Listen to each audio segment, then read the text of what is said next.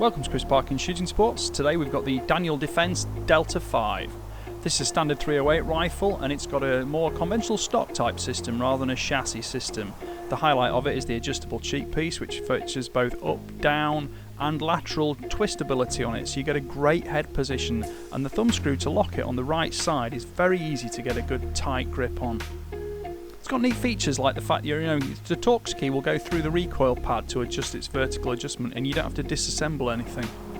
There's plenty of M.O.A all over the rifle, underneath the forend and on the sides of the forend tip. Barrel's fully floated and there's plenty of grip on the stock, which is a semi-tactile finish, slightly stippled. Pistol grip's got good thumb up or thumb round position, and it's threaded for a moderator 5/8 24. It's a cold hammer forged barrel and it shows the spiral twist on it from the hammer forging process. With it being a 308 rifle with short barrel, it's 20 inch 510mm, developed decent velocities, but it wasn't an exhaustive test, more a plinking session out of this rifle. You can see here the Timney Hunter Elite trigger. This is a really good single stage unit and it's fully adjustable from 1.5 to 4 pounds, which is 454 to 1800 grams. Mine tested at 1500 grams, which is 53 ounces. The rifle uses PMags for fumble-free performance and there's an ambidextrous release on the front of the trigger guard. Fast swap-os are no problem at all because they slot in and out easily with no snagging. Standard length of pull is 14¼ inches or 360mm, and you can see the spacers on the butt pad. The rifle comes with a 20 M.O.A rail fitted to it with large screws on top for a solid fix, and there's a 3-lug bolt for a light lift.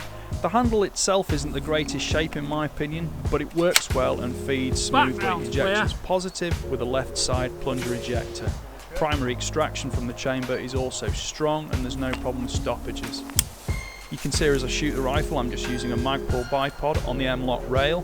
I like this setup and I found the rifle easy to load with good feel through the recoil pad, which is not too spongy.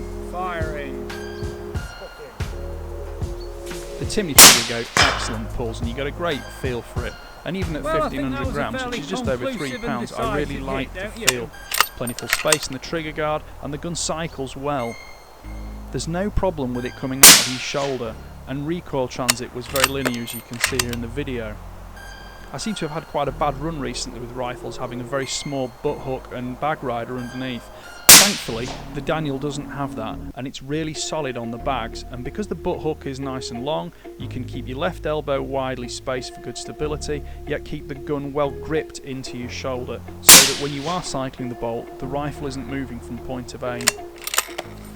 This certainly wasn't an exhaustive review process. I chucked maybe 3 or 4 different types of ammunition through it, from 150 to 178 grains, but the 12-inch twist rate on the barrel had no problem stabilising anything. But as you can probably hear from the wind on this video, we got out with it on a very windy day, and I was more happy just shooting the rifle, enjoying using it, seeing some of the positives and negatives of it, because frankly I went through a lot of ammunition, which usually means I've enjoyed shooting the rifle because it showed no serious problems or caveats. Daniel Defense guarantee a 0.570 M.O.A accuracy guarantee, so work with that if you like to. I shot with the factory ammunition and some hand loads as well, and everything worked nicely.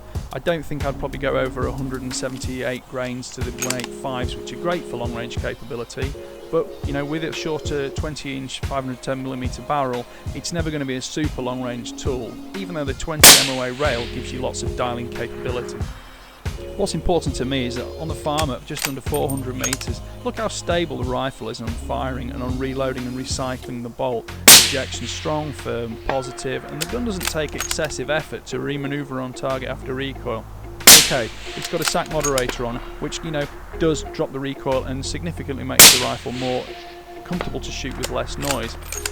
The barrel nut system means that barrels and therefore calibers are user interchangeable, and frankly the only thing I didn't like too much about this test project was that the supplied sack moderator had a tendency to come slightly loose on the threads. This affected barrel harmonics, and when I removed the moderator there was no problem with the rifle. For use on the farm though, I had to make sure I kept tightening it up every 5 to 10 shots just to be absolutely sure, because I didn't want to be making loads of noise in the rural countryside. I seem to go to the left. Overall length is 1020mm or 40 inches, with overall weight being 8.9 pounds or 4 kilos. Anyway, thanks for watching. I hope you've enjoyed this little quick preview of the Daniel Defense Delta 5. It's a fun rifle. I quite like it. It's unique and it's different, especially if you look in the photographs the way the stock fits in, because it has like a foundation block that mates between the action and the stock itself. Hope you enjoyed it. See you again soon. Cheerio for now. Bye.